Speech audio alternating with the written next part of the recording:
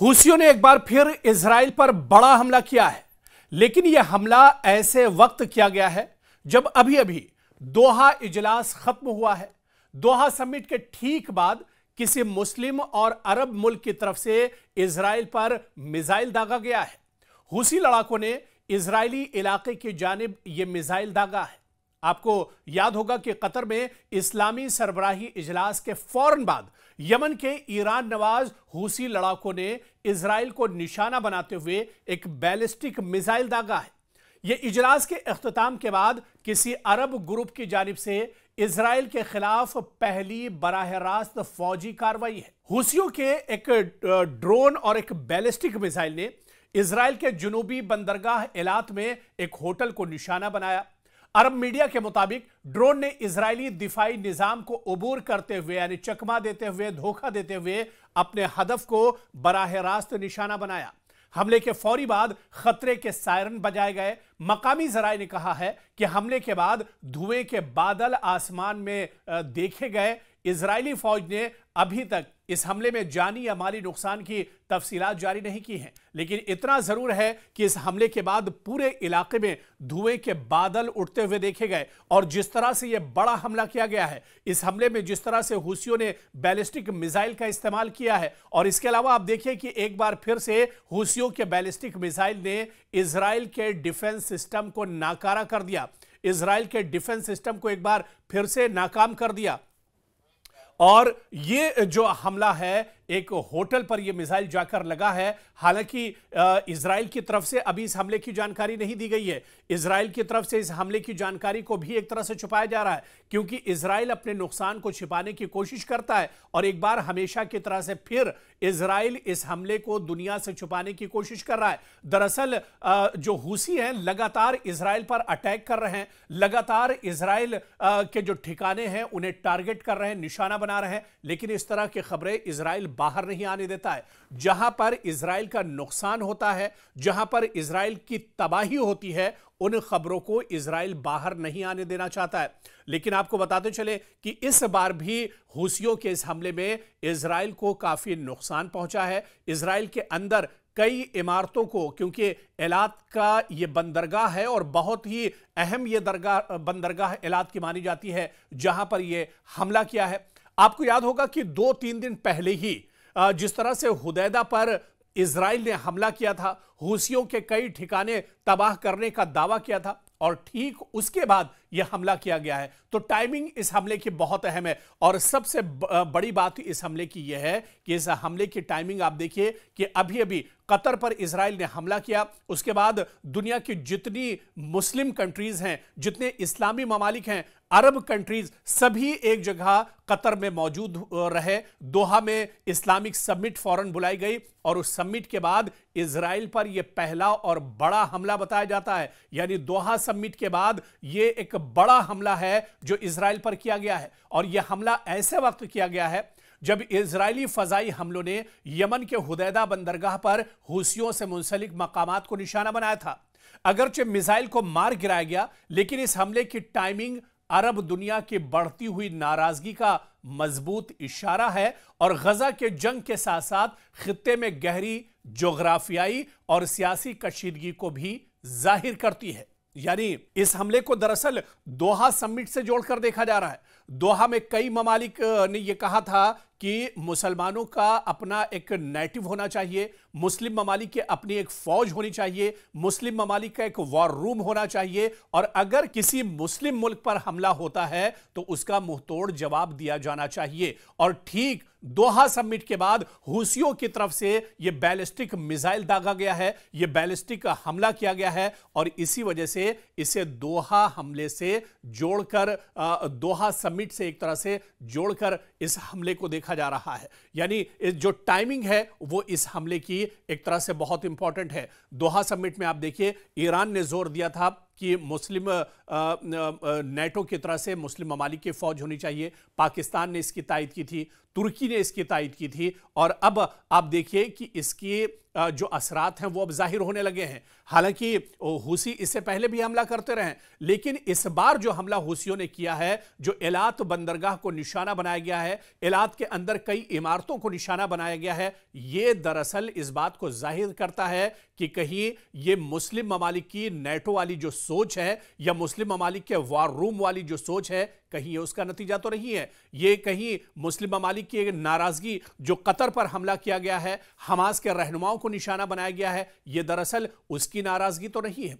और फिर आगे आप देखिए कि यमन में साल 2014 से ही हूसी जो लड़ाके हैं वो हुकूमत के खिलाफ एक शिद्दत पसंद और तवील खाना जंगी जारी है।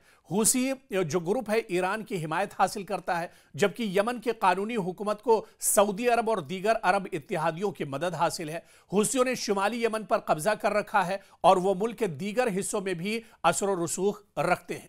इजराइल और अरब दुनिया के ताल्लुकात तारीखी तौर पर कशीदा रहे हैं, मगर हालिया बरसों में कुछ अरब ममालिक ने इजराइल के साथ सिफारती ताल्लुकात कायम किए हैं, जिसे मुत्तहदा अरब इमारात और बहरीन, लेकिन यमन जैसे ममालिक में इजराइल के खिलाफ शदीद नफरत मौजूद है। खासतौर पर जब फिलिस्तीनियों के लिए हिमायत की बात आती है तो ईरान, यमन या इस तरह के जो मुल्क हैं वो इजराइल के सामने एक तरह से खड़े नजर आते हैं।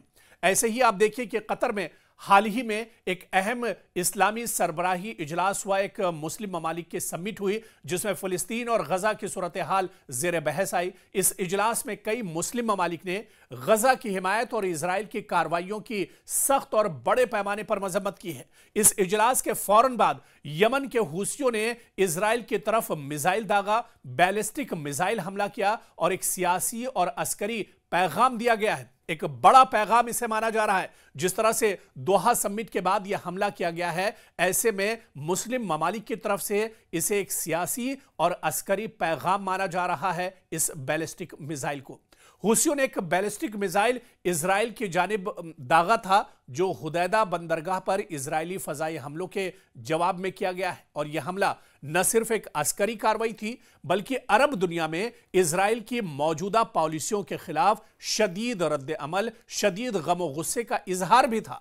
अगरचे इजराइल ने मिसाइल को मार गिराया, एक तरफ यह भी दावा इजराइल की तरफ से दरअसल यह दावा किया जा रहा है कि बैलिस्टिक मिसाइल को मार गिराया गया है, लेकिन दूसरी तरफ हूसियों का कहना है कि उसने अपने टारगेट को आसानी से अबूर किया है और उसने अपने टारगेट को मार गिराया है। जहां पर यह हमला किया गया था, मिसाइल ठीक उसी जगह पर लगा है। इजराइल का डिफेंस सिस्टम नाकारा हो गया और वो इस मिसाइल को नहीं रोक पाया है। मगर इस हमले ने आप देखिए कि खित्ते की कशीदगी को एक तरह से मजीद बढ़ा दिया है। इजराइल में काफी नाराजगी है, लेकिन दूसरी तरफ इजराइल यह भी जान रहा है कि तमाम इस्लामी ममालिक एक साथ आ चुके हैं और ऐसे में अब एक बड़ी जंग मशरिक़ वुस्ता में छिड़ती हुई नजर आ रही है। इजराइल ने हूसी बागियों के ठिकानों को निशाना बनाया और आमतौर से इजराइल इस तरह के हमले करता रहता है जो हुदैदा बंदरगाह पर वाक़ हैं। यह बंदरगाह यमन के लिए निहायत अहम है, क्योंकि इसी के जरिए बड़ी मिक़दार में इमदाद और सामान मुल्क में आता है। हूसी ग्रुप इस बंदरगाह को एक अहम स्ट्रेटेजिक मकाम के तौर पर इस्तेमाल करता है और इजराइल का हमला इसकी कुव्वत को कमजोर करने की कोशिश के तौर पर देखा जा रहा है। इसके अलावा आप देखिए कि खित्ते में कशीदगी और जोग्राफाई जो इससे असरात होंगे वो क्या होंगे, क्योंकि हूसियों का इजराइल पर हमला एक ऐसी सूरत हाल की निशानदही करता है जहां गजा का जंग सिर्फ एक इलाकाई मसला नहीं, बल्कि एक वसी जोग्राफियाई और सियासी बहरान भी बनता जा रहा है। ईरान की हिमायत याफ्ता हूसी ग्रुप का यह इकदाम खित्ते में ईरान और इसके मुखालिफिन के दरमियान जारी ताकत के ताक़ुब का हिस्सा है। ये हमला अरब दुनिया के मुख्तलिफ सियासी धड़ों के माबैन बढ़ती हुई तनाव की अलामत भी एक तरह से है और जिस तरह से कतर पर हमला किया गया उसके जवाब में भी इसे देखा जा रहा है। तो वहीं पर आलमी रद्द-ए-अमल और मुस्तकबिल की या सूरत हाल की अगर बात करें, जो मौजूदा सूरत हाल है, इस हमले के बाद बैनुल-अक़वामी बिरादरी ने कशीदगी कम करने की अपील की है, मगर खित्ते में फरीक़ैन के दरमियान बढ़ता हुआ तनाज़ा और अस्करी कार्रवाइयाँ खतरे की लगातार घंटी एक तरह से बजा रही और लगातार कहीं ना कहीं खित्ते में हालात एक तरह से बिगड़ते जा रहे हैं। तो यमन के हूसी बागियों की जानिब से इजराइल पर मिसाइल हमला एक नई अस्करी और सियासी कशीदगी का बायस बना हुआ है। कतर में इस्लामी सरबराही इजलास के बाद यह हमला अरब दुनिया में इजराइल के खिलाफ बढ़ती हुई नाराजगी की अलामत के तौर पर देखा जा रहा है और खित्ते में ईरान और उसके हलीफों का असर बढ़ रहा है, जबकि इजराइल और उसके इत्तेहादियों को चैलेंजेस का एक तरह से सामना है। और इस हमले की जो टाइमिंग है उस पर भी अब एक तरह से गौर फिक्र किया जा रहा है, क्योंकि अभी अभी दोहा समिट खत्म हुई है।